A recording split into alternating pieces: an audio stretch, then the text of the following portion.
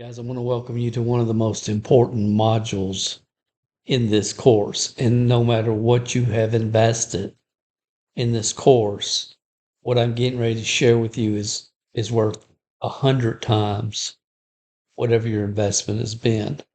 So I'm going to take my time. I hope you'll get a notepad. This is probably information that you're going to want to listen to a few times to get it internalized. Repetition is the mother of learning, but I'm going to share with you some insights that I would give anything if somebody had shared with me what I'm getting ready to share with you when I first got started back into the collecting and investing market. We're going to talk about understanding how the GOATs are by far the best place to securely invest any income for the long term. We're going to share with you how the Hall of Fame path, and how that has to be constant at the top of your mind if you want to succeed investing in sports cards, again, over the long term. Long-term investment, quick flips. And when I say quick, I'm talking about a year, 2, 3 years down the road, and how all of this affects card prices and your profits. So I'm just going to walk you through some notes that I have. I'll probably put the notes here for you. Honestly, at the time of this recording, I would consider this training a work in progress. There'll probably down the road be other modules, part B, part C, possibly to what I'm getting ready to share with you. But I want to give you the foundation, just the foundational training here, and I'm going to take my time. So I would recommend, I don't know how long this is going to take, but I would recommend that you be ready to really focus. I shouldn't have to say this, but turn off all social media and really follow me here, because this is really, really critical if you want to build a successful sports card investment portfolio and business.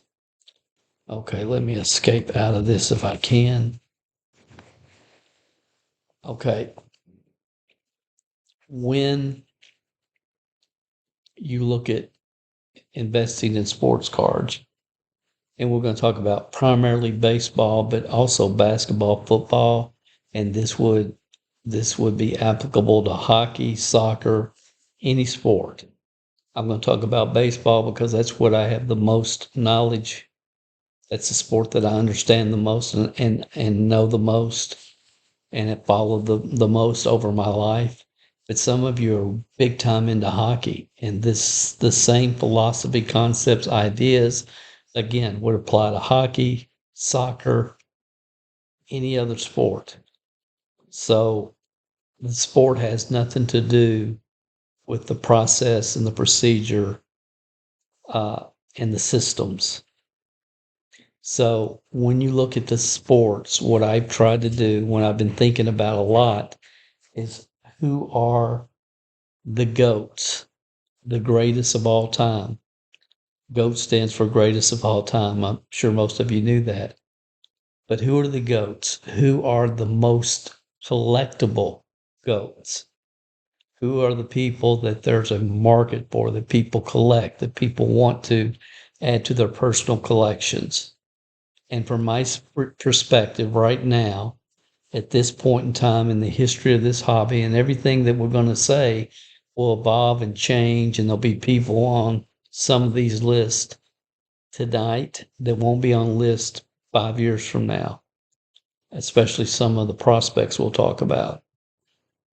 But when you look at the greatest of all times, where there'll always be a market for these people, in baseball, it's clearly Mickey Mantle, King Griffey Jr. are the top two.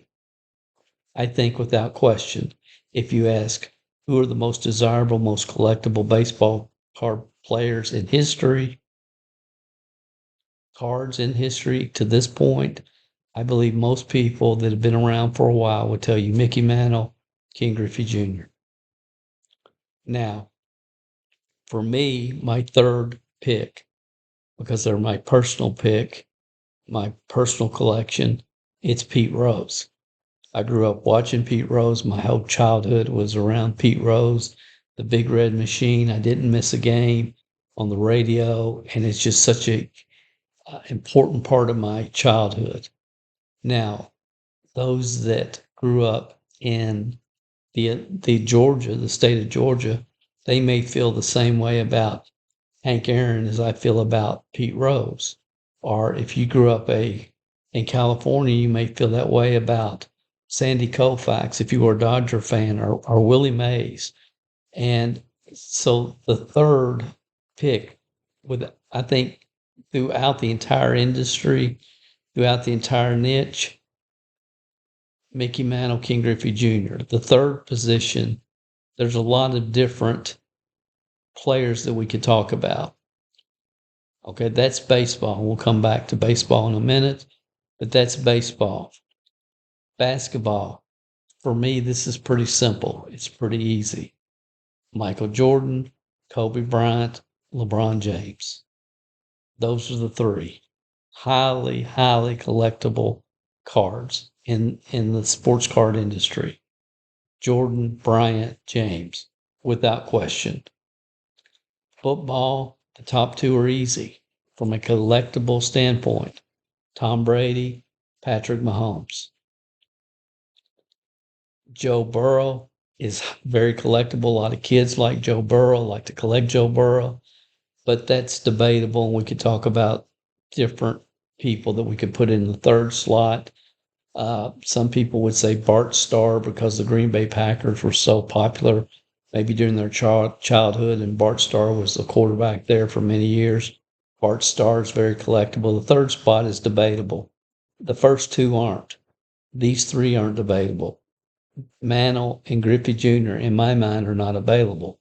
So those are the GOATs. So what does that tell me? What should that tell you? How are we going to profit having this information? Because, most of these highly desirable cards from these players are thousands or even tens of thousands of dollars. How can we make money? I cannot tell you how many dollar boxes or value boxes, which I consider value boxes, show to be $5 or less. How many dollar boxes I have found a couple Mickey Mantles, not original Topps Mickey Mantle cards, but a lot of card companies have produced old time Hall of Fame parallels, reprints of Mickey Mantle. And if it has Mickey Mantle on it, it's going to sell. Mickey Mantle. So I picked up a lot from dollar boxes and value boxes. Mickey Mantle, a ton of King Griffey Jr., and some Pete Rose. In basketball and dollar boxes, I picked up Michael Jordan, Kobe Bryant, LeBron James. Now, not their rookies, not their early years, not the highly desirable, but if it's a card and it has a GOAT on it and you can get it for $1, buy it. Let me say that again. If it's a GOAT, the players we've talked about, in the sports we've talked about, and you can decide if you're in hockey who the hockey GOATs are. Wayne Gretzky right now is obviously number one. And I actually have a Wayne Gretzky rookie card for sale right now on our site on eBay. Soccer, pick your soccer player. I had to sit down and say, who are the GOATs? You should do the same. But I will tell you, the top two in football, the top two in baseball, and the top three in basketball are not debatable. And anytime you can pick up a card with their picture on it, buy it. Buy it.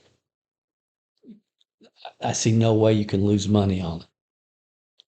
And I just don't. Now, when we look at baseball, when I was growing up and my brother and I had our card shop, the hottest cards then are not the hottest cards now because of one thing and one thing only: steroids. the steroid controversy. But when we look under baseball, who are some of the other GOATs? Barry Bonds. I think that the market will resurge at some point for Barry Bonds simply because he's hit more home runs than anybody in the history of baseball. Steroids, not steroids. I'm not even going to try to debate it one way or the other. Doesn't matter to me. But Barry Bonds, Jose Canseco, Mark McGwire, Sammy Sosa, some of us remember trying to break the single season home run record, those two back to back every night. All the publicity, all the excitement around that. So these four players, all would be GOATs in Cooperstown at this point if it wasn't for the steroids controversy. And who knows, down the road, anything could happen. But they all had stellar careers, and they were all home run hitters. And they all still sell, not at the level that you would expect. They all sell way below what they would if they were in the Hall of Fame, but they're still very popular players. If I see them in a dollar box, I may pick them up, I may not. Normally, at this point, I have a pretty good number of all these players because, again, this was at the time when my brother and I had our shop. But if I see a 86 Topps traded Barry Bonds or a unique Barry Bonds card, maybe the Rookies from Donruss. It was a set called the Rookies. Some of the early, maybe Toys R Us Rookies Barry Bonds cards, I will still add to my Barry Bonds. I'm not adding a lot to any of the other three right now. But if you don't have any of these guys in your collection, they may be worth adding. Then we've got Bo Jackson, Eric Davis, Darryl Strawberry, Dwight Gooden. Strawberry and Gooden were on the World Championship Mets team. The Buckner through his legs error. That team, some of you know what I'm talking about. Phenomenal team, very popular, just a bunch of rowdy rebels, really. Strawberry had drug problems. I think he's got his act together. Last I heard, he was a evangelist doing well. But, he had drug problem. Gooden had drug problem, or they would both be in the Hall of Fame. However, they're New York. They have the New York factor. The New York factor, that's something that you need to remember in your notes if you're taking notes. New York factor. Any player that played for the Mets or played for the Yankees, they have an extra bump in their popularity. New York, probably more card collectors, one of the biggest card markets. New York, Boston, in that area, the Red Sox, but especially the Yankees and the Mets. That's why I'm paying attention to people now on the current Yankees team. Soto, Juan Soto,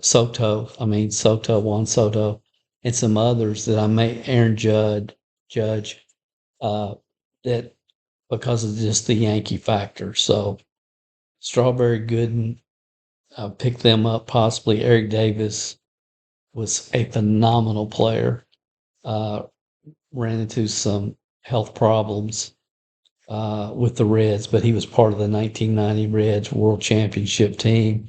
He will always be super popular in Cincinnati, but he doesn't have the collectible market.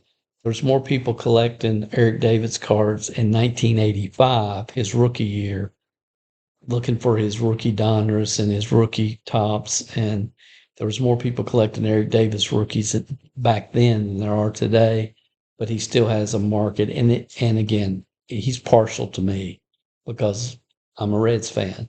All Reds fans love Eric Davis, especially those that had the opportunity to watch him play. Bo Jackson, universal appeal. Huge appeal. First real two-sport athlete, all-star in football, all-star in professional baseball, played professional football. Well, ultra popular. If it hadn't been for health problems with his knees and his legs, he may be he may be up here in the greatest of all time in baseball and football. He never got to the Hall of Fame. He won't. He just didn't have a long enough career. But some of his highlights are unbelievable, and those that had the opportunity to watch him play will never forget him, starting way back to his college football days at Auburn University. So these are all honorable mentions, we'll say. Without question, when you look at vintage cards, the three most collected, most desirable vintage players are Willie Mays, Hank Aaron, Roberto Clemente. Roberto Clemente died in a tragic car accident. Hank Aaron broke Babe Ruth's home run record.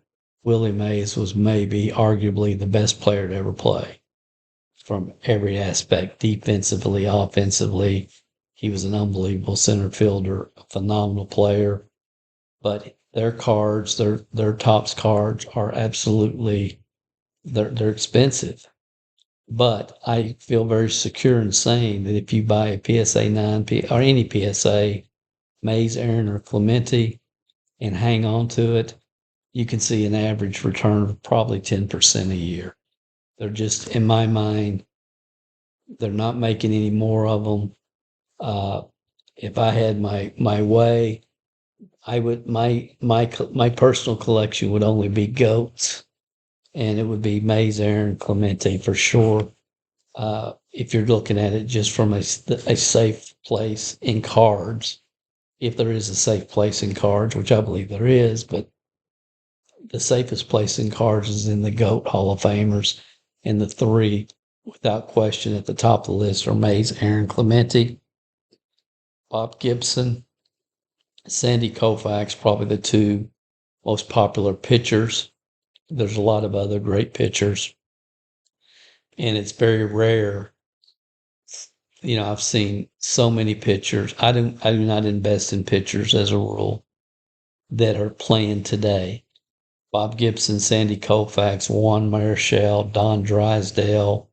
I'll take all those cards I can get at a reasonable price. They're already in the Hall of Fame. Their career has been stellar. I did this year invest in a couple of pitchers that I think are on a Hall of Fame path, which we'll talk about in a minute. But they've been around long enough that I feel comfortable. There's nothing that makes me more nervous is seeing people invest big money in pitchers that have been in the league 5 years or less, because the arm problems and the things that can happen, it's just astronomical. I mean, I can go back and we can talk about Mark Friedrich and Fernando Valenzuela and so many great pitchers that had one or two great years and then they fell off drastically. It's happened over and over and over, and that's more common, is to see people have great years, but within 5 years, their career is basically on its way out the door for pitchers. So a lot of people are really high right now at the time of this recording on Paul Skeens, Pittsburgh Pirates, phenomenal pitcher. Is doing things that only remind me of Nolan Ryan. And again, I would put Nolan Ryan on this list. Nolan Ryan should be on this list.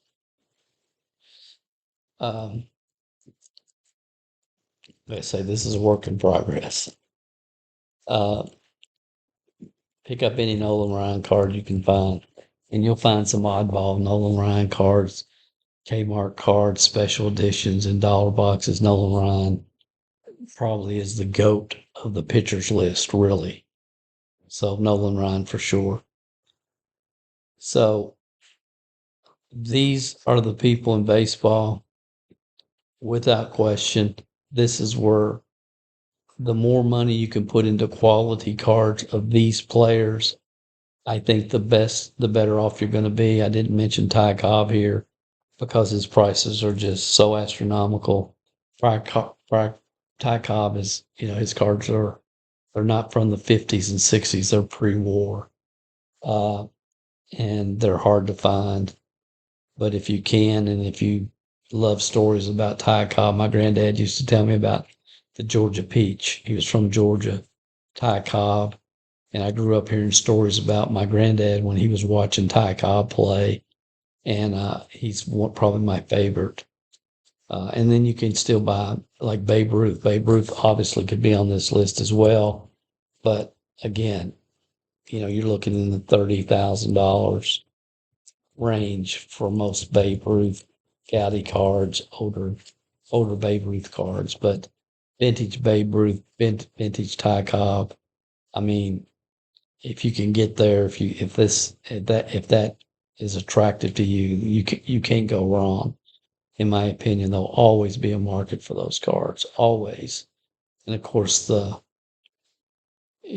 just will be. So that's the GOATs in baseball, and hopefully you kind of understand.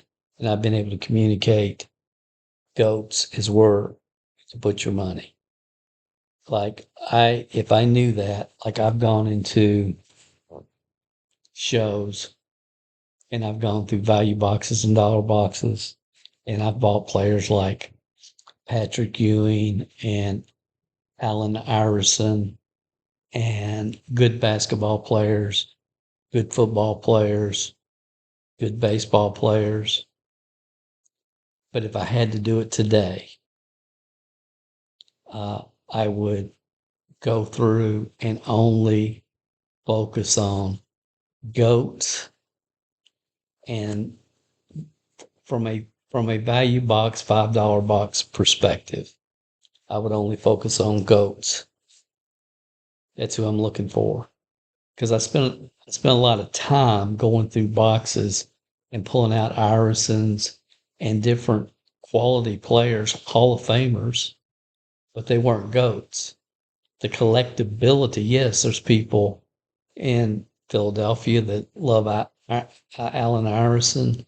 That's their personal person that they collect, their PC, and they will buy them. But they don't have the broad collectible appeal of the guys that I've shared with you up to this point. So I hope that makes sense. I mean, I love Mike Schmidt. I love to watch him play when he was with the Phillies. And I bought a lot of Mike Schmidt cards. And we could go and we could talk about different players on different teams. And Mike Schmidt's a Hall of Famer, arguably the best baseman in baseball history. But his collectability is not as great as the people that I've shared with you here. So if I buy a GOAT, there's many reasons, but ultimately what I'm looking for is a card that I can buy, grade, and make a really good return within 90 days on. That's what I'm trying to do from a dollar box GOAT standpoint, from, a value box, dollar box perspective. Now, outside of that, then I want to focus on rookie patch autos. If I'm just doing speculation and investing in current players, I'm looking at numbered cards, colored cards, rookie patch autos, which is another topic that we'll talk about later on. Right now, at this point, if you have questions that in this entire presentation that you don't understand, make sure you ask them in the group, because this is really, really important. Now, the good thing about this is you can go into a dollar box at a show with a list of 10 or 15 players, GOATs, that you're looking for. Tom Brady, Patrick Mahomes, Joe Burrow, LeBron, Kobe, Michael Jordan, Mickey Mantle, Griffey, Rose, Barry Bonds, Canseco, McGuire, Mays, Aaron, Bo Jackson, Eric Davis, Strawberry, Gooden. You aren't going to find any of these older cards in a dollar box unless it's some type of special insert or parallel that's been added to a set in the last 3 or 4 years. You're not going to find the original Topps cards, obviously, of vintage cards. But you could possibly find some original cards of Barry Bonds. These people, when you get down to Mays, Aaron Clemente, Cobb, all this, not going to happen. Not going to happen. Okay, so have you got that concept? And if you need to take a break, this would be a good time. Just let this sink in. I probably should do a part 2 for the next section that we're going to get into, but I'm going to keep on going because some of you will listen to all of it, take notes, and then come back at different parts and look at different sections. But we've completed talking about the GOATs. Now let's get into a little bit more. There are also players that are on what I call a baseball Hall of Fame path. Okay. I put Ohtani here because honestly, right now, Ohtani may go down as the greatest baseball player in history. He may become more popular than Mickey Mantle in future generations down the road. Someone that pitches and plays the field doesn't happen. I remember the Reds had a guy back in the 60s named Mel Queen, and his baseball card said pitcher outfielder. That just doesn't happen today. Now, at the time of this recording, Ohtani has not pitched this year, but everybody is saying he will return to pitching next year. So he will pitch in DH or pitch and play the field. He's a unicorn. He's one of a kind. I will buy every Ohtani card out of a dollar box that I can get my hands on. He's in a class by himself. Okay, so let's just take him off the table. I'm not going to talk about him anymore. He's in a class by himself. Nobody's ever done what he's done at the level that he's done it. And if he stays healthy, he is guaranteed on a Hall of Fame path. Okay, others. Now, he will be the youngest player. He hasn't been playing that long that I will say that about. When you look at other players that I feel certain are on a Hall of Fame path, Mike Trout, Clayton Kershaw, even though Clayton's not real collectible across the entire market yet, but he's a pitcher on the Dodgers. Max Scherzer, he's got the numbers there. Justin Verlander has the numbers, both pitchers. They're going to make it to the Hall of Fame. Their numbers will get them voted into the Hall of Fame. But many baseball fans couldn't tell you anything about Scherzer or Verlander. The average baseball fan. Even a lot of collectors aren't even sure about Clayton Kershaw.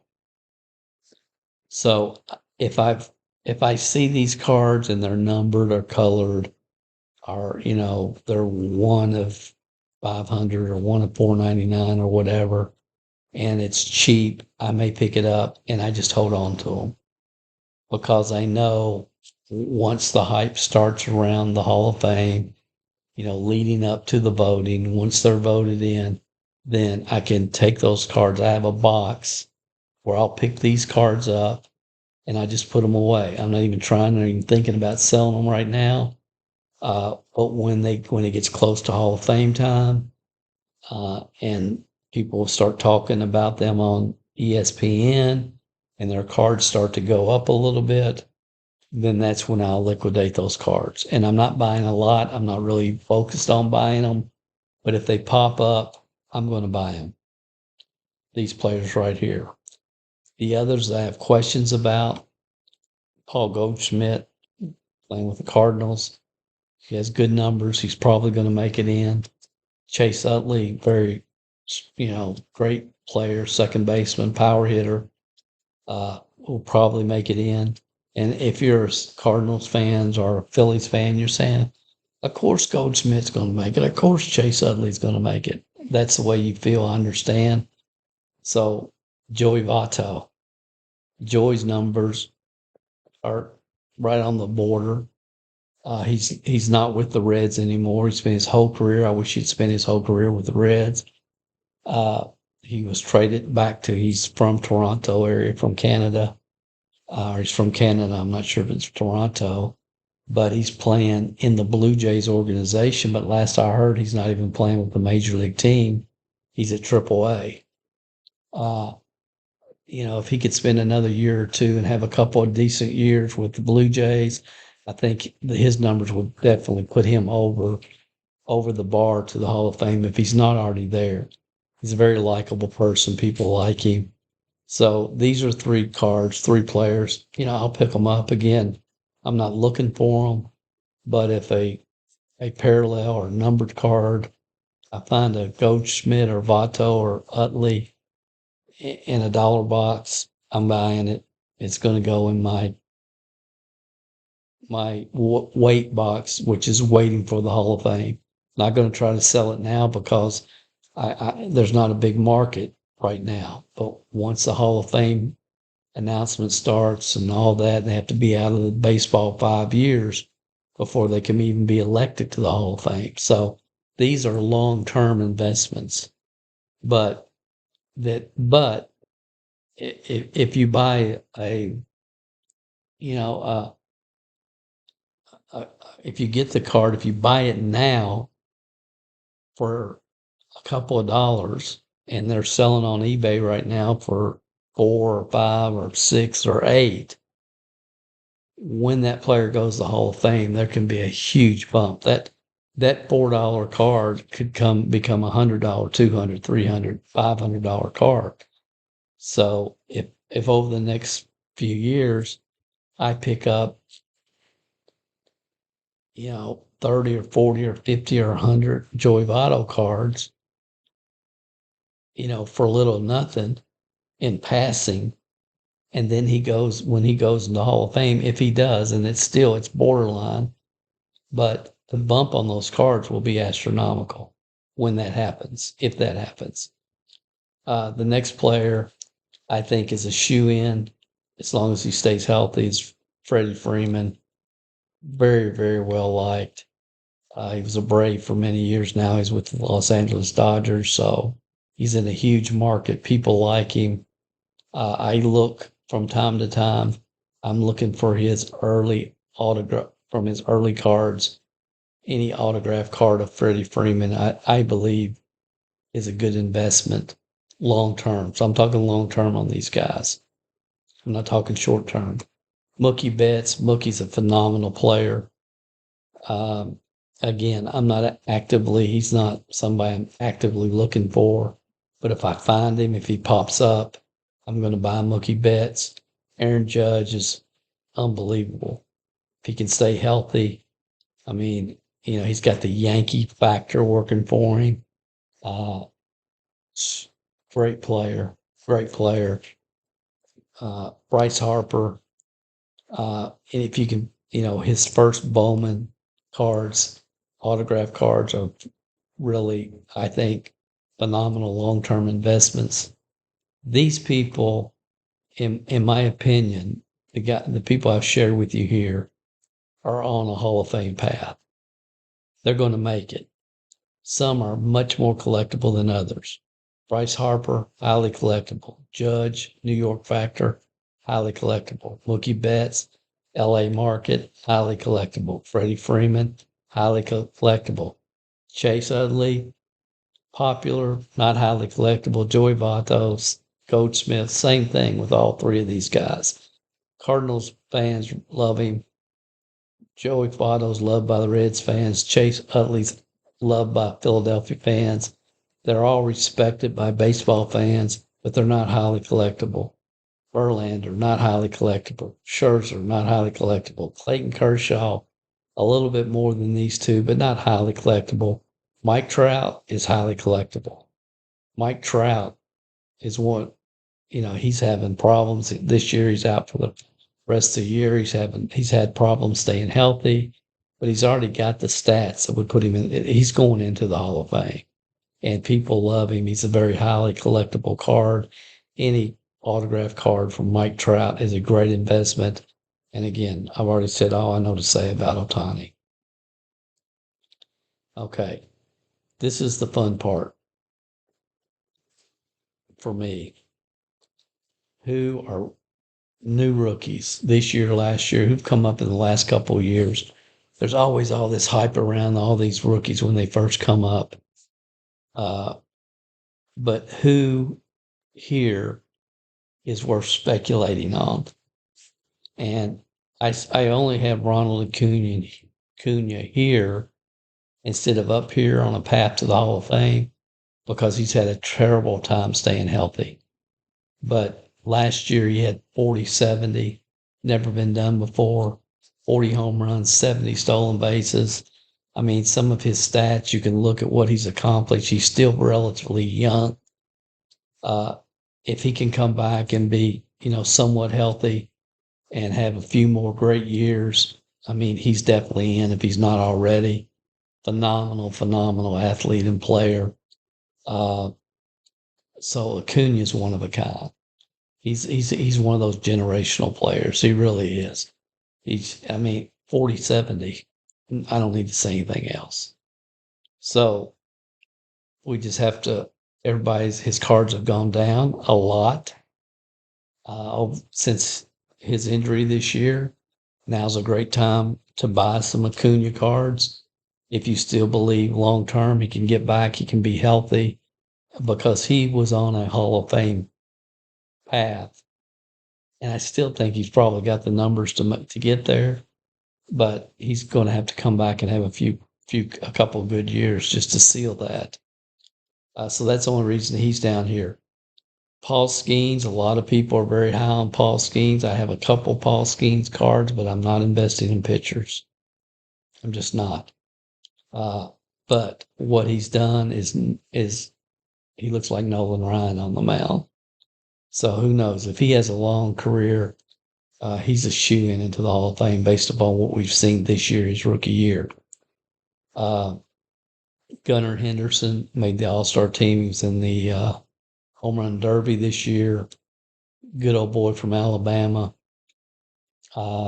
Just a baseball player. Strong hitter. Maybe the MVP this year in the American League. He's had a phenomenal year. He backs it up next year with another phenomenal year. He'll be on the way to the Hall of Fame if he can continue some type of consistency. Guys, I can't tell you how many people that have fallen this category over the years that have fallen off and, lose it. They just lose it. Some people cannot handle success. Not just in sports, but in life. Some people cannot handle success. And all these guys, it's too young to tell. It's too young to tell. Bobby Witt Jr., the more I see him, the more I like him. I just do. He's a strong baseball player. He and Gunnar play the same position, and they're both in the American League. So, who's going to start the All-Star game? It's a popularity contest. It could go back and forth for many years. They both made it this year. Paul Skeens was actually the All-Star starter. I like all these people, all these players I like. My favorite is Elly De La Cruz. Number one, maybe because he's a Red, but I don't believe so. All my years of watching baseball, I've just never seen a player like this. He's the most dynamic player on the field that I've ever seen. Defensively, I was watching tonight. He ran halfway into the outfield and jumped up, and the ball went right off his glove. He missed it. But I've seen him make some plays like that. And the reality is there's not another shortstop in all of baseball that would even gotten to the ball. They wouldn't even gotten to it. He has, when he hits the ball, when he connects power off his bat, the speed the ball comes off the bat, it's unbelievable. Unbelievable. Like, I've never seen anything like it. He strikes out too much, but an out is an out, and he's cutting his strikeouts down this year. I'm hoping he'll get a hitting coach that will really program in his mind when you get 2 strikes, shorten your swing because he swings as hard as he can every single time he swings. And, you can he could learn a lot from Soto, which Soto's not on this list. He should be. He should be. Juan Soto on the Yankees. I've seen him play finally. I don't like to invest in any card until I watch them, until I put eyes on them. And Juan Soto is a very, very impressive hit. Very impressive. Uh, he's just a smart hitter. He understands the strike zone.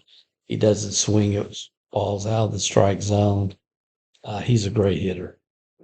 He's got the New York factor going for him. But back to Ellie. Ellie's the most exciting, dynamic player to come into the major leagues in several years. I think he could be a generational player. I've been buying Ellie cards all year long. All year long, been buying Ellie cards. So he's where I'm all in. I also have some Sotos. I have a couple of Skeens, but that's it. I'm not, and I'm not going to buy any more Skeens. Gunnar Henderson, Bobby Witt Jr., Ronald Acuna, and then Ellie. If Skeens, after he's been in the league at 5 years, and I may come back and buy some of his. But, but I understand those that are all in on him. I get it. Somebody said, well, he's the second coming. He's like Nolan Ryan. Well, I agree. He is. But I've seen others that have come and gone. And the truth is, all of these could come and go. They all could. But here's the reason that I like all these players.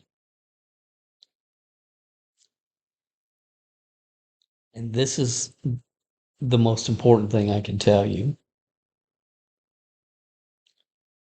There's a lot of players in Major League Baseball. Matt Olson of the Braves. And I could start naming a lot of other players on other teams. I'm not going to. But I've seen this in business. I've watched it in sports. I've watched it when my daughter was ice skating with ice skaters. My oldest daughter, Brittany, was an ice skater. I watched it at horse shows. Allie, my youngest, was heavy into horse shows and showing horses. I've seen it in every aspect of life, business, and a lot in sports. And I'm going to try to explain something here that is kind of out there a little bit. It's off topic a little bit, but it's the number one reason that Bryce Harper is on this list and not Matt Olson. Okay, because they're pretty comparable, in a lot of ways. A lot of their best seasons, if you look at Matt Olson's best season, which was last year, he had 48 home runs and well over 100 RBIs and made the All-Star team, and you compare that to Bryce Harper's best season to this point, it's similar. Bryce Harper's been in the league longer, he's done it longer, but they're both first basemen. But here's the most important thing I can tell you, and you can see it if you're looking for it.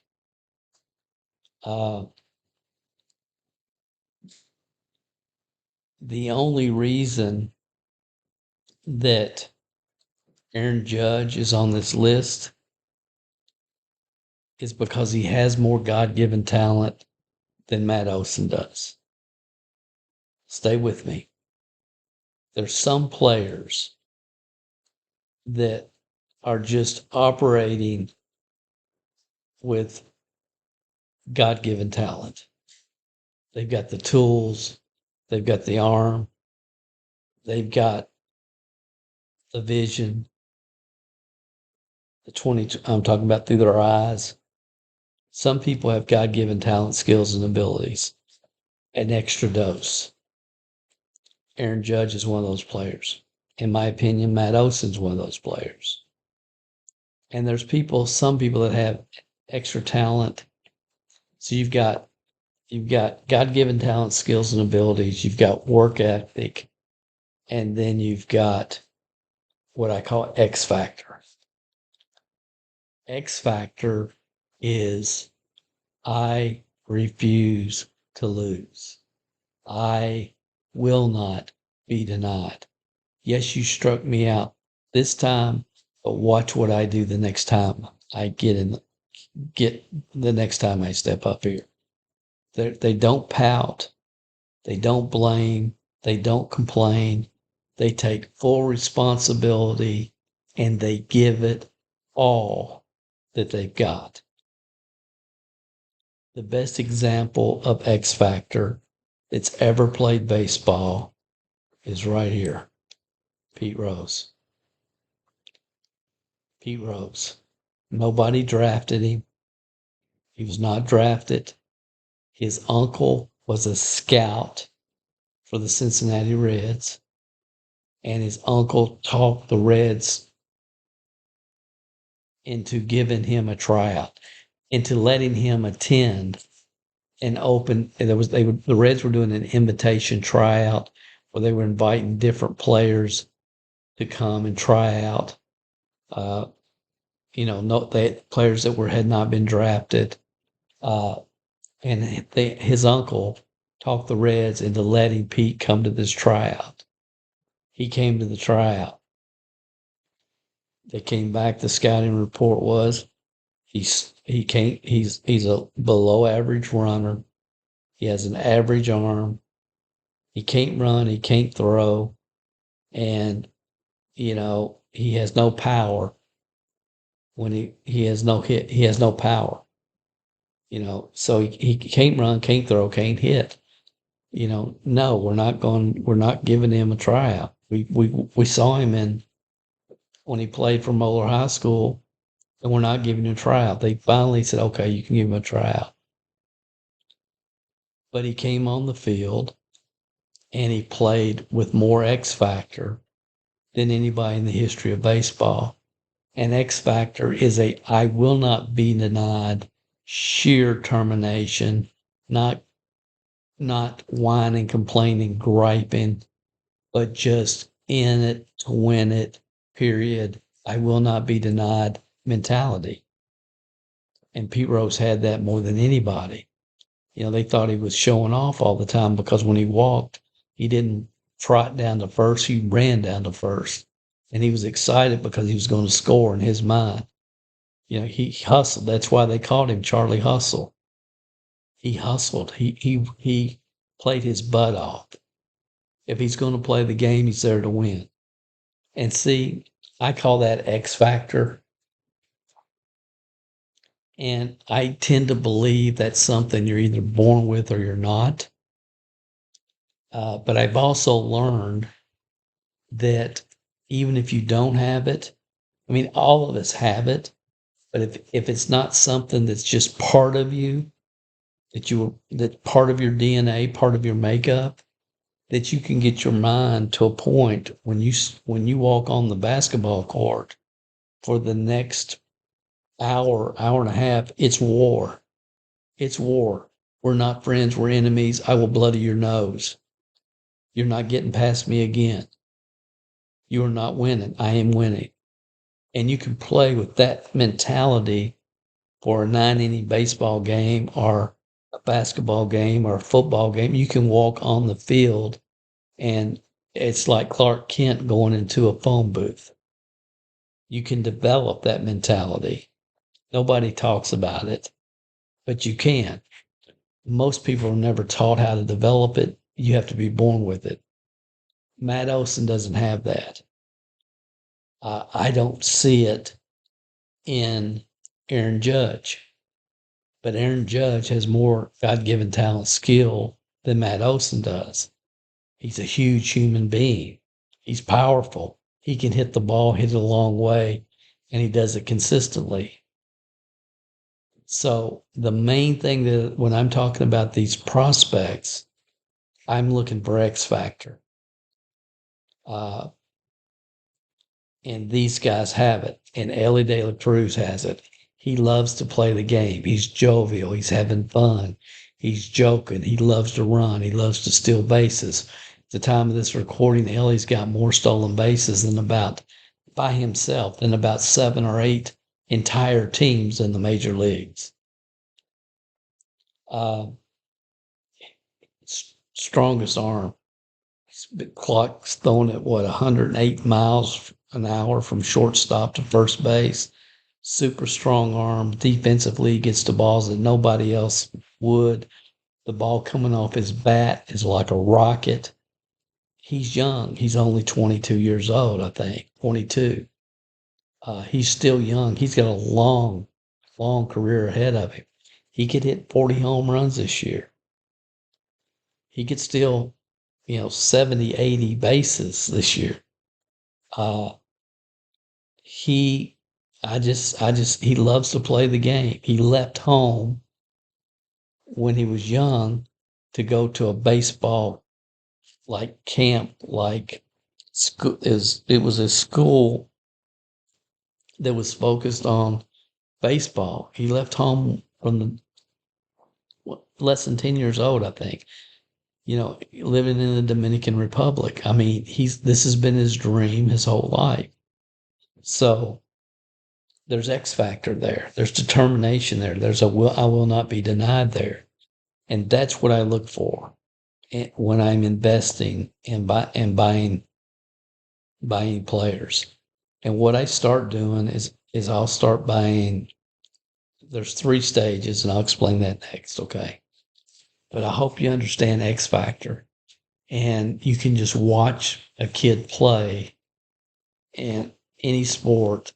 I used to watch, again, the ice skaters in the competitions that my daughter did, or the kids doing the horseback competitions. And kids either had it or they didn't. And the kids that I grew up with, the teams that I played on through high school, my baseball team, either had it or you didn't. Either had it or you didn't. And if you didn't, you didn't. Doesn't mean you didn't have God-given talent, skills, and abilities. Doesn't mean you weren't a great player. But X factor is something that's not ever talked about. I've looked for it, watched it in business my entire life. I've been looking for it. I recognize it when I see it. Most people don't have it. And that's okay. They can still do extremely well. In a lot of ways, if you're going to maximize your full-time potential in the card market, it's going to take some X factor. You're going to get beat sometimes. You're going to make bad investments sometimes. But you should never invest more than you can afford to lose in any specific player. And you can whine about it, and you can complain about it, and you can blame somebody else. Or you say, hey, that's just part of winning. You can't win if losing was not an option. Okay? So X factor. Last thing, I'll give you a good example here. So for me, when I'm looking, the first stage is speculation. There's a kid on the Brewers named Jackson Curio. And see, I'm not somebody that gets into all the stats and looks at all there's a lot of people in the fantasy baseball world that look at all the stats, and they look at every stat you can think about they're looking at. And, how fast is this? How quick do they do that? And so on and so forth. They look at everything. They measure everything. And there's a lot of people like that in the card market. And I'm going to listen to those people. I'll listen to a couple podcasts. That's all they do, is they're going through the analytics and the stats. And there's value in that. There's real value in that. But for me, I don't like to invest in somebody until I've watched them. And I can watch them, and I don't have to watch them live, but I like to watch them live. I like to watch them on TV. I like to see how they react. I like to see how they react to the other players on the team, how they react to the umpire, what happens when things don't go their way. I like to look at all this, and all I'm trying to figure out, do they have X factor or not? Because I don't care what the stats say, because if you don't have X factor, you're not going to have longevity. You will not at the level that you could. So, just an example, this Jackson Curio right here. I don't know anything about the kid. Very limited. I'm going to start my evaluation of him. But he's on the Brewers. Not even sure what position he plays. He's not a pitcher. I know that. But uh, I've heard the name. Haven't paid any attention. The Braves were playing, or with the Reds playing. I watched the Braves and the Reds tonight. Um, the Braves were playing the Brewers tonight, and I watched all the Reds game, and then Don got to see the last part of the Braves game. So I saw the last part of the Braves game. There's that kid, Jackson Curio. Uh, I've been hearing his name. I don't know. I think he's young, like under 25 years old. I'm not sure if he's a rookie this year, how long he's been a rookie. Don't know anything about him, except I've heard other card investors and it shows. I've seen it, but I haven't paid any attention. Now I'm going to start paying attention after tonight because I only got to see him bat once. He struck out. He's got a pretty good high batting average.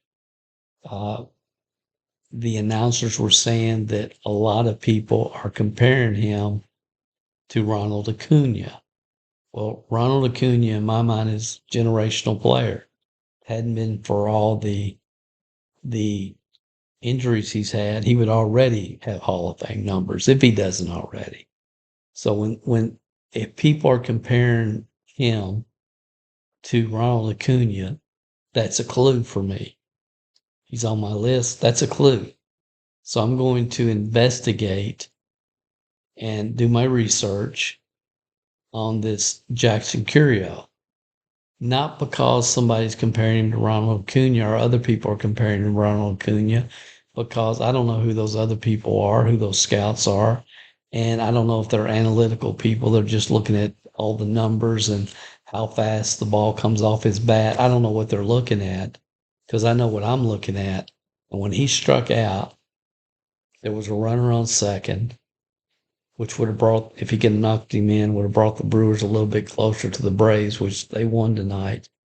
But when he walked out, he turned around, he grabbed the bat, and he grabbed the barrel of the bat, and he walked into the dugout, and he wanted to throw the bat across the bat rack. He didn't, but you could tell that it went through him at a high level when he struck out, when his team was dependent upon him because it was a key run, he could have knocked in on second base. And it wasn't a pouting reaction. It's two different things. There's pouting and there's X factor intensity. I'm not looking for people that pout on the field and gripe with the umpire all the time. There's a difference between pouting and thumb sucking and blaming and X factor, dang it, I want to win intensity. And I'll watch him. I think the Braves play tomorrow. I'll watch him play again tomorrow because it's a day game. So I'll work and watch the entire game, and I'll watch him bat 4 or 5 times tomorrow. And if that X factor is there, I mean, then I'll do some investigation. Where did he play? I think they said he was from the Dominican Republic as well. which so is Ronald Acuna. And I'll do a little research on this guy. And if I think there's X factor, then we'll go into speculation mode with him. And I've already looked tonight, and speculation for me is trying to buy a lot of cars, not a whole lot, but like a lot, 50. And I've done some investigation tonight, and I can get 50 of his Bowman draft cards. So that's a rookie card, number 156 for shipped to me right now, $39.99 plus $4.95. So we're talking about $43. 50 cards shipped to me. His rookie, his Bowman, no special, just a paper rookie card. And those of you that followed what I've been doing all year, you saw me do this multiple times over and over with Elly De La Cruz this year. Bought a lot of Elly De La Cruz cards. I've bought a lot of Rob Dillingham Bowman first basketball cards because I put eyes on him. I saw him play every game last year for the University of Kentucky. I see this guy's refuse to lose mentality, and I see athletically he can do things on the basketball court that I've never seen anybody do. He's short. People will love to come and watch him play. I think he's going to have a great NBA career. I could be way off, but I've invested heavily into Rob Dillingham and Elly. But when I start this process, it's a speculation stage. So I'll get 50 of these. I'll put them in a plastic box, keep them safe, and put them away and pay attention. I'll pay attention to his, and if I get more sold, like I'm happy with 50 of his cards. If he moves into this category of on a Hall of Fame trajectory, on a Hall of Fame path, if he has 2 or 3 or 4 good years, and he becomes like a Mike Trout or some other Joey Votto, some other good players that are having consistent years, good years, year after year, then I will move from a speculation stage to what I call a conviction stage. I won't move into conviction. I'll move into, I'll show you in a second. But let me give you an example here. So this is speculation. To me right now, it's like, it's everything within me not to go ahead and make this buy tonight, just based upon what I've seen and what I've heard. But I want to look a little bit more. I'll watch him tomorrow, and I'll probably buy these cards tomorrow night, honestly, if I see tomorrow what I've seen today. What's the worst thing that could happen? He'll lose $43. Am I trying to make my money back on this guy, in the next 30, 40 days? No, not at all. Not at all. This is a longer term investment because that $40 could turn into $400, $4,000, or even more over a relatively short period of time. Okay, so this is usually what I'll start buying their base paper. And then, this is where I start, but it's obvious by what I've seen tonight on eBay. Some people already have conviction about this guy, or they have more money than they know what to do with. Because there's people that are in the conviction stage because this Bowman True Orange 1 of 25, there's 25 of these in the world. This is a PSA 10, an autographed PSA 10 orange, which is hard to find. Again, there's only 25 of these cards in the world. And the weird thing is somebody pulled this out of a pack. But this is from 2022, so he's had a card for a year or so. But this card is being, right now, they're asking $28,000 for this card. So I'm not gonna spend that kind of money, obviously, on somebody that I have no conviction on. He's somebody worth speculating on, probably, but I don't have conviction. But it's obviously other people do. And here's his 2024 Topps Chrome, but this is a 101. This is the only one of this card in the world. It's a 101, and they're asking 20,000 for it. The fact it's from China is scary to me. Could be counterfeit. I would never buy this because there are counterfeits out there. If it's not PSA graded or graded by somebody, I wouldn't buy this card raw. I just wouldn't do it. But my point here is some people already have conviction on Jackson Curio. Okay, so I will start here, and if everything continues to check out, and I'll keep tabs on this guy, and then what I might decide to do, and this is the safest, most aggressive gamble that you can make. If I had to do it over again, I would have done this a lot quicker with Ellie. I can never see myself paying $10,000, $20,000 for a card. It just doesn't make sense to me, because what's the upside from that? You know, I would much rather buy an $86 card that can go up dramatically over time.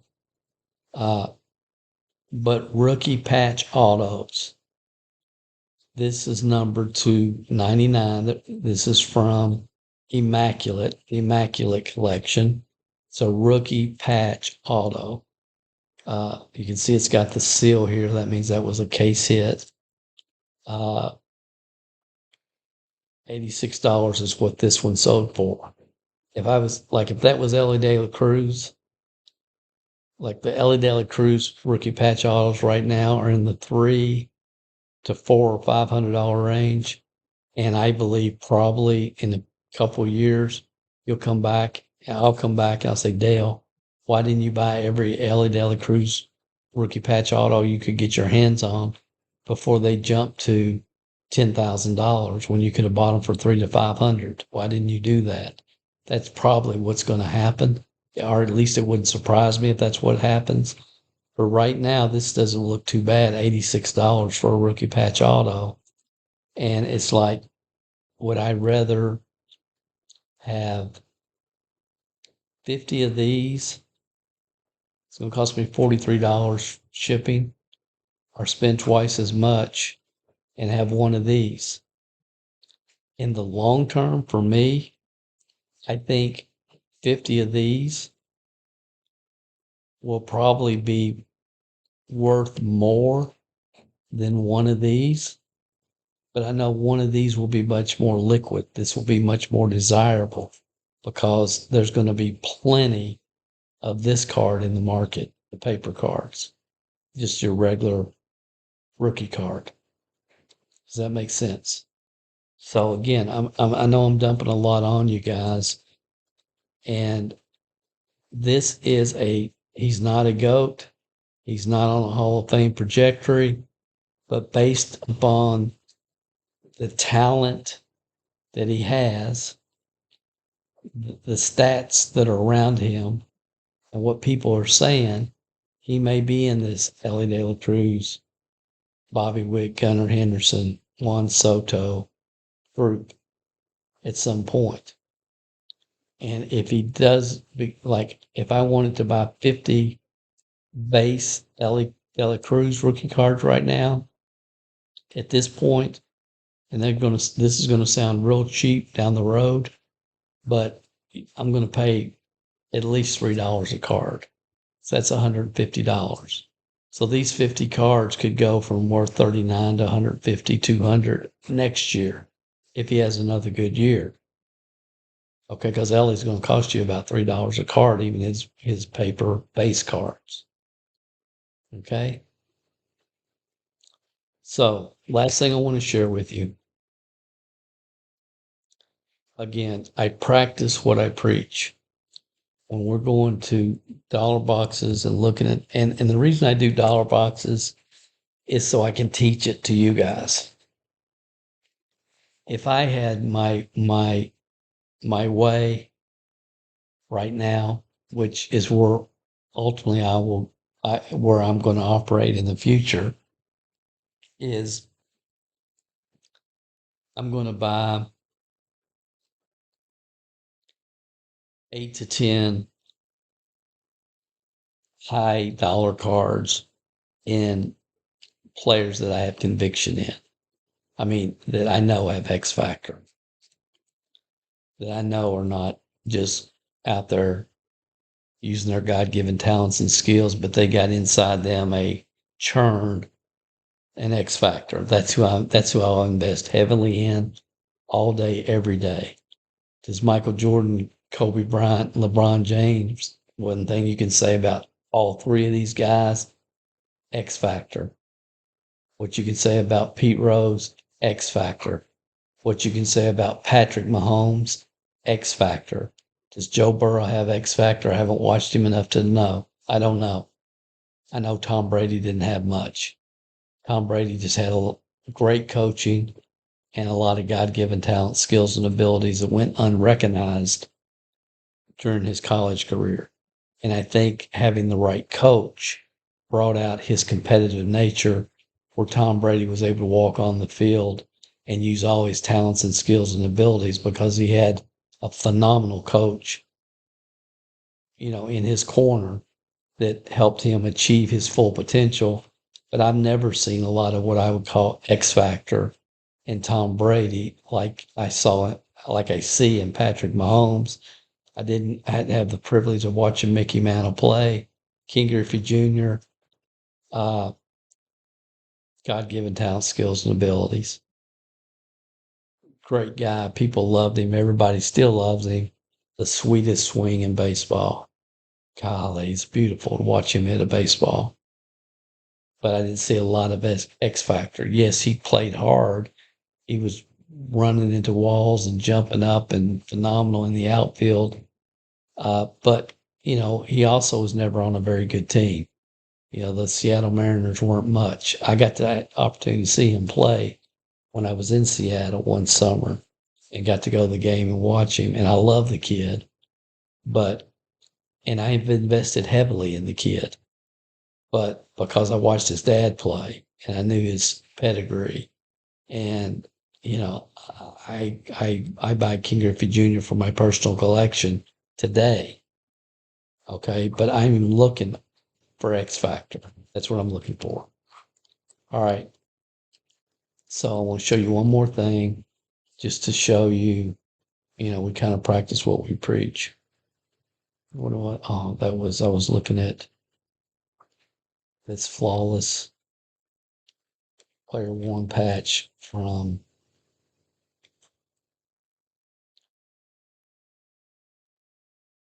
I don't know who this is. I don't know why I was looking at it. Okay. Let me show you.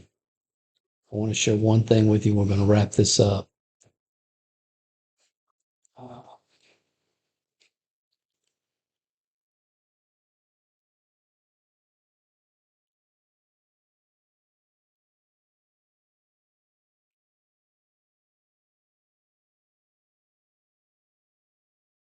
We'll just show you some of our orders over the last couple of days that we have sold on our eBay store.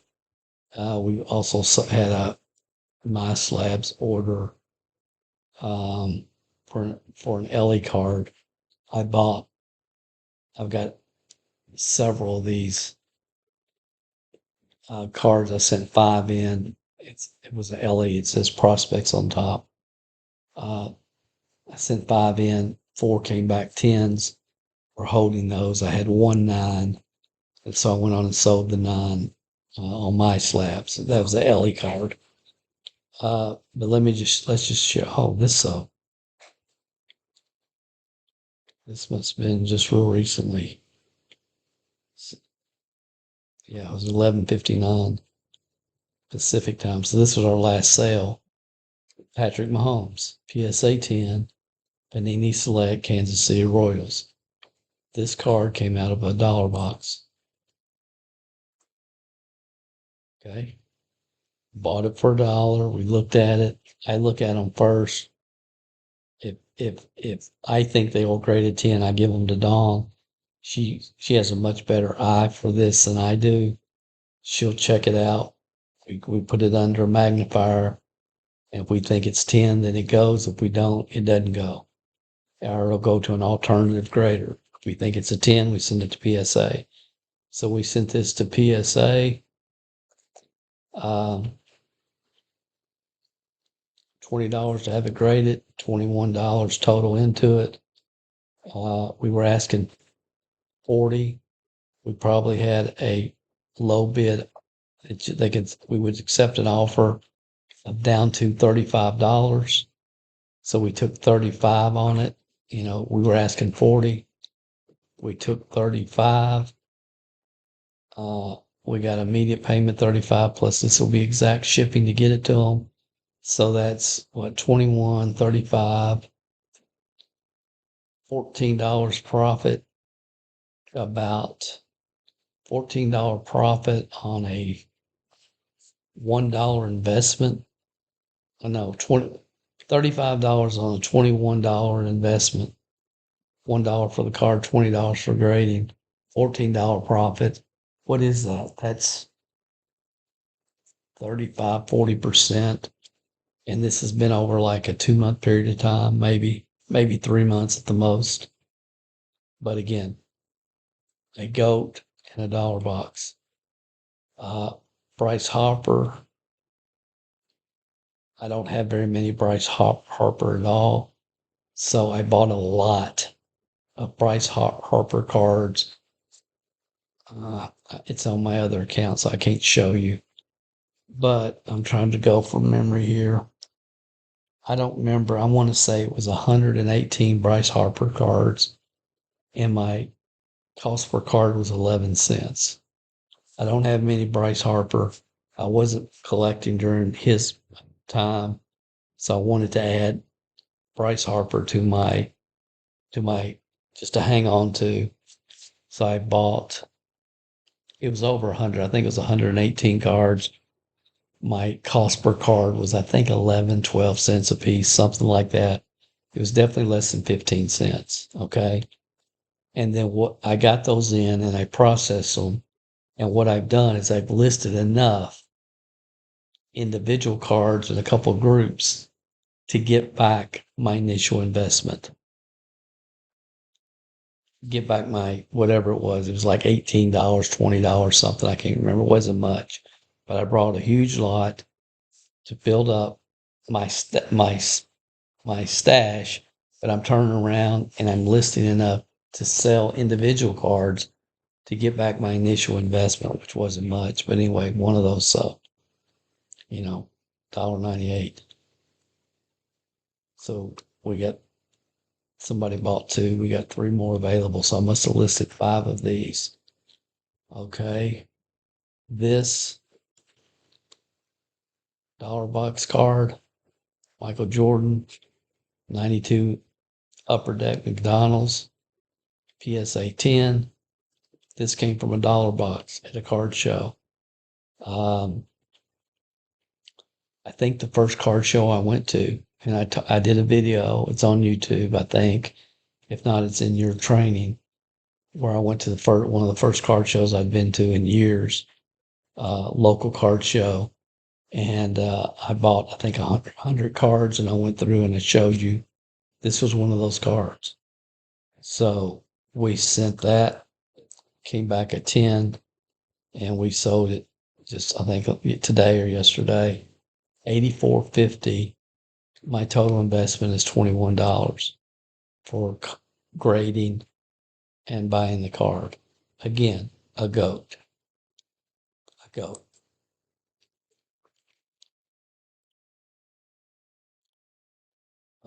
Another Patrick Mahomes we sold. This one here. It sold we had it listed at 45 with the lowest offer of 40. It sold for 40. I'm fine with that.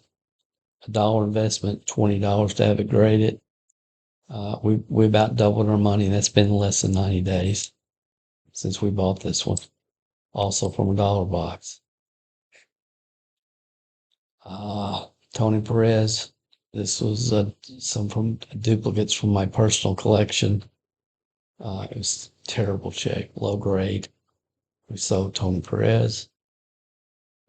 Barry Larkin. Some of you saw the video where I bought huge. What was it?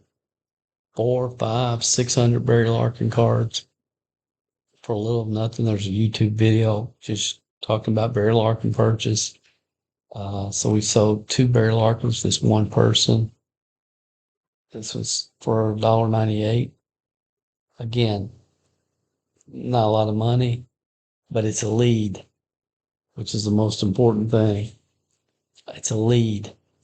I don't know if you guys have seen the new postcard that we mail out with our eBay orders. I did a video on that as well. It's on this channel. It's on YouTube for sure. So every time we mail out a card, in my mind, we're creating a lead for CMG Sports Card Investments. So I'm happy with that. Burt Blyleven, Hall of Famer.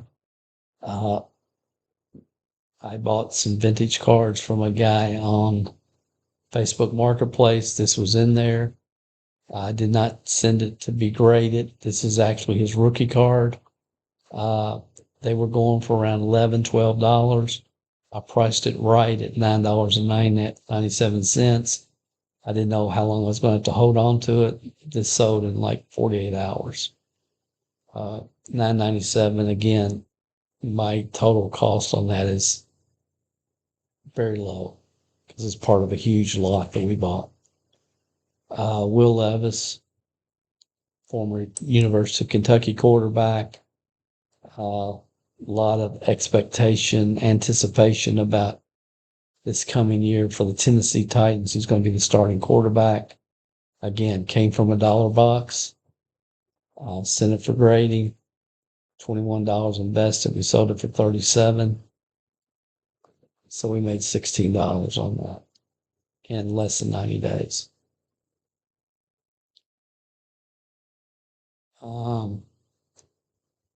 LeBron James. Let me just say one thing. The football cards is a quarterback's market. I would have trouble buying any football card that's not a quarterback unless he's a Hall of Famer, vintage Hall of Famer. You know, I was going to say Bart Starr or somebody, but Bart Starr is a quarterback or a great running back. Walter Payton, somebody like that. A great running back, Hall of Famer, or quarterback. If I'm going to speculate, it's going to be on quarterbacks. Okay, here's another. This is just yesterday. LeBron James, again, dollar box. It's sold for $38. This is another system that we teach where you find Hall of Famers and older vintage cards. We bought this one raw. I paid $98 for it. It looked beautiful when I bought it. You can see it in this case. I cannot believe it came back at 3. I was hoping for a 5 or a 6. It's a gorgeous card. It really is. But I bought it for $98, hoping it would be a 5 or a 6. If it was a 5 or 6, the graded at 5 or 6, I could have sold it for $500 or $600. Okay, it didn't come back at 5 or 6. It came back at 3. We've had this listed for probably 40 days, maybe over a month. It sold yesterday, $147.50, $480 for shipping, which was what would be the exact cost of shipping. Again, I bought it for $98. So we made $50. That's what, 50% return, less than 90 days. I'm okay with that. Again, I was very disappointed it didn't come back at a higher grade, but it didn't. And there's nothing you can do about that. I can pout and blame, or I can just have X factor and keep on going. All any of us can do is make the best decision we can with the information that we have at the time we make it. And yeah, it's a little bit off center, right to left. It's quite a bit off center. It's not perfect top to bottom. The centering's not perfect, but the corners they're not perfect, but they were not terrible. And I was just really hoping this would be a 5 or a 6. Came back at 3. We flipped it. We sold it less than 2 months. Made 50% return. I was hoping for 300 or 400% return, but you can't win them all, and we didn't lose, so I'm okay with that. And then lastly, I won't show any more.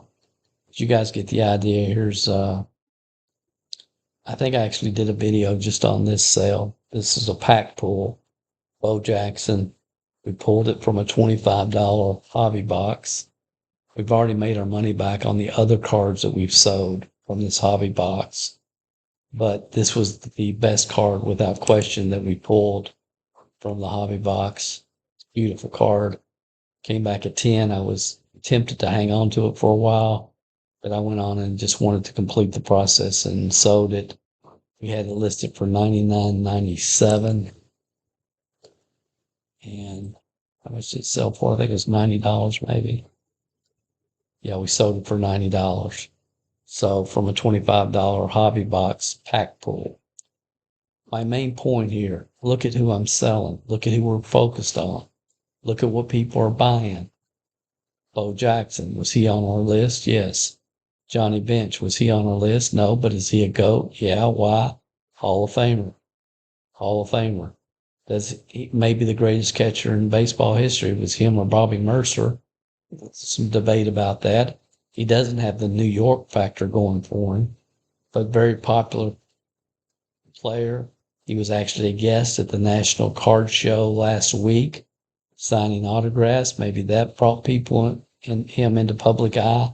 I don't know, but I'll buy every Johnny Bench card that looks like this for less than $100 that I can buy, and I'll have them graded. If they come back a 3, they come back a 3, and if I have to sell them for 147, I'll sell them for 147. But I feel very, very secure buying Johnny Bench, arguably one of the best catcher of all time, part of the Big Red Machine and that historic team, from the World Series winners. So I'll buy him. And again, just look, Patrick Mahomes, Bryce Harper, Michael Jordan, Patrick Mahomes, Tony Perez, also a Hall of Famer from the Reds. Part of the Big Red Machine. This card was in terrible shape. I think I got this in a quarter box. I paid a quarter for it. And what we sell it for, $1.95. But I got a lead. You can see it's crease there. Corner is terrible. Low grade. This one's corner terrible, crease there. But if you're a Cincinnati Reds fan, it's a cool looking card from 1970, and you remember Tony and you don't have one in your collection, it'll sell. It'll sell. We've probably had that listed for a while, but it's sold. Then we got Griffey, Hall of Famer, for 5'11", quarterback, Will Levis, LeBron James, a GOAT, Johnny Bench, Bo Jackson. So you guys can see, I could go through all this, and you would see there's Strawberry, there's Hall of Famer Eddie Murray, Pete Rose. But again, I'll do my monthly recap. Bob Gibson, I think.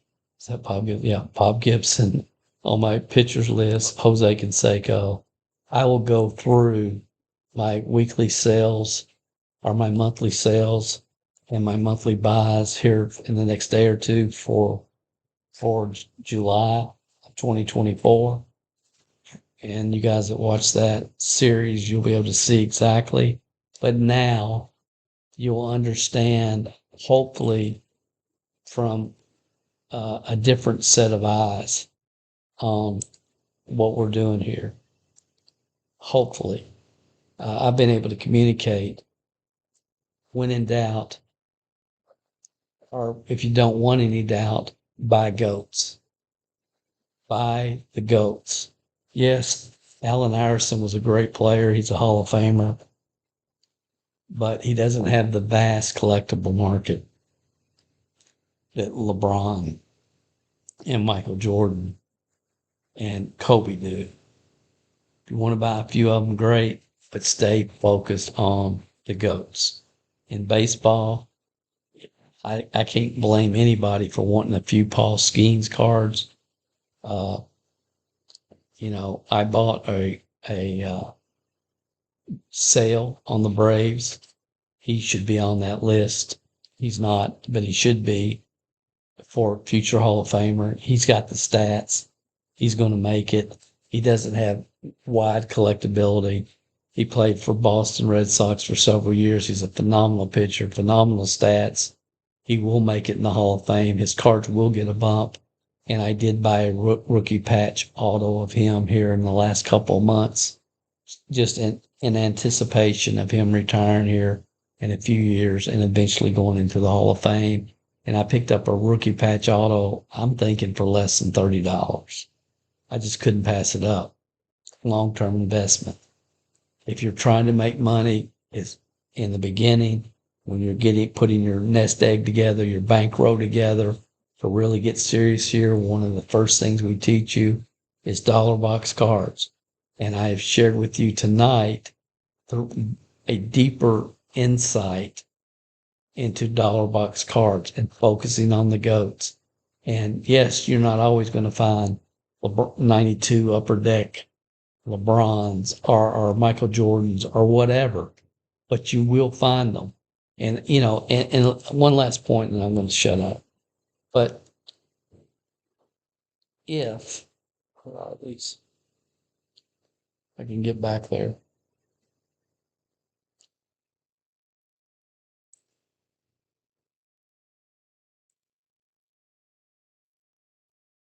Okay, all of these cards.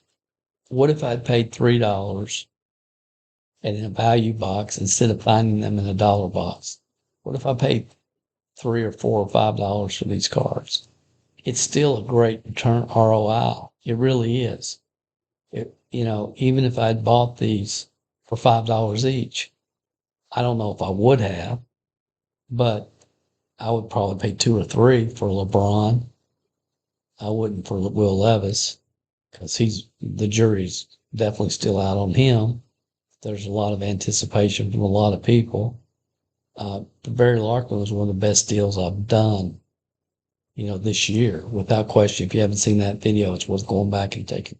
It's on YouTube. Go back and check that out. But Patrick Mahomes, Michael Jordan, Patrick Mahomes again, $2, $3. This is from a card it's not that old, 2020, 1992, 2021. But, it's got the parallel, it's kind of cool looking all day long, all day long. You will never lose money, in my opinion, investing in GOATs. So I hope this has helped you. I hope it's given you a deeper understanding. This is, for me, it's just it's a load of fun, but I haven't really ever heard anybody talk a lot about, even on podcasts I listen to and so on and so forth, a lot of people talking about Hall of Fame and that path, and ultimately every card that you invest in, for that card to maximize its full upside potential, then that player has to make it to the Hall of Fame, because that's where the bump comes. The last big bump of a player will be as the player is voted into the Hall of Fame. Okay, that's going to be so ideally a card is just going to continue to grow, grow, grow, grow, grow, grow, grow.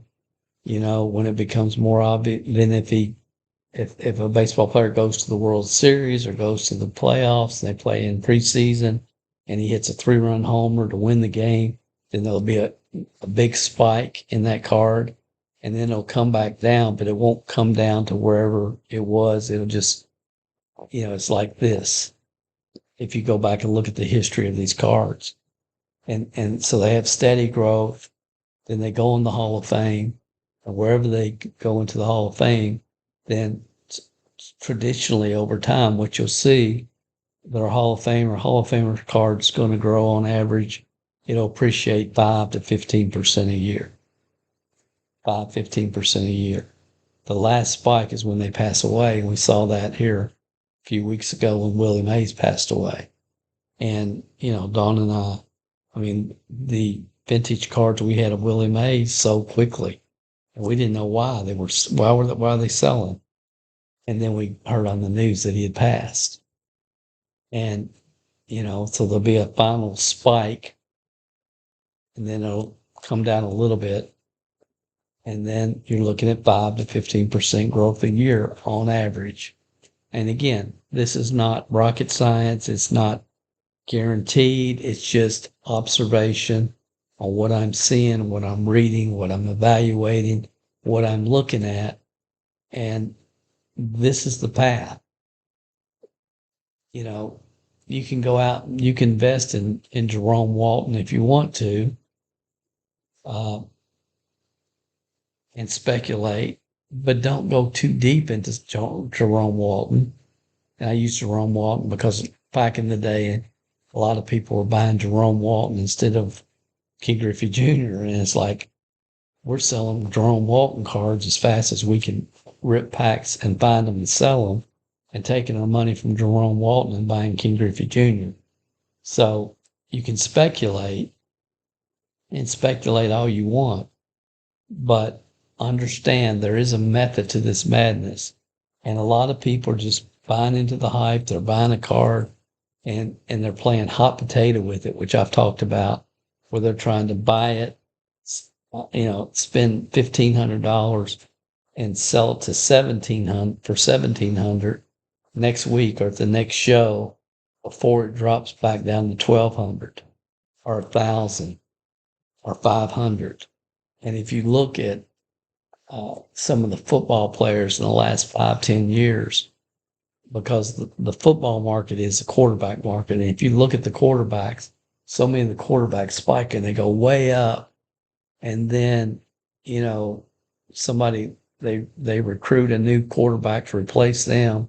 And you see there's some quarterback cards that at one time were selling for $1,500 to $2,000 that are less than $300 or $400 now.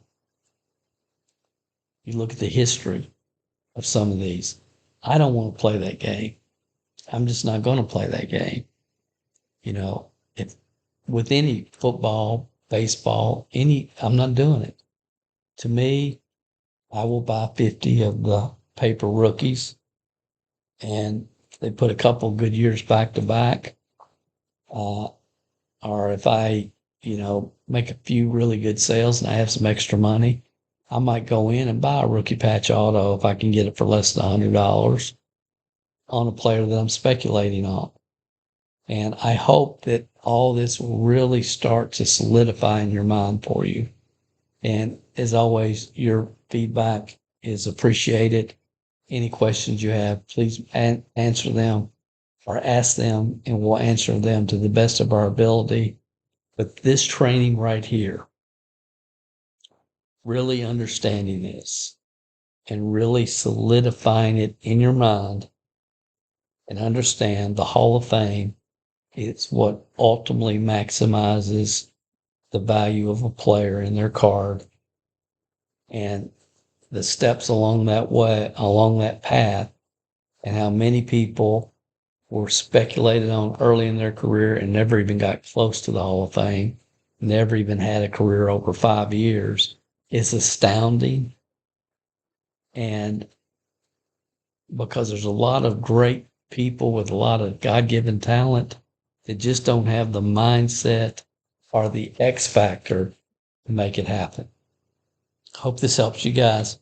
Talk to you real soon. Have a great one.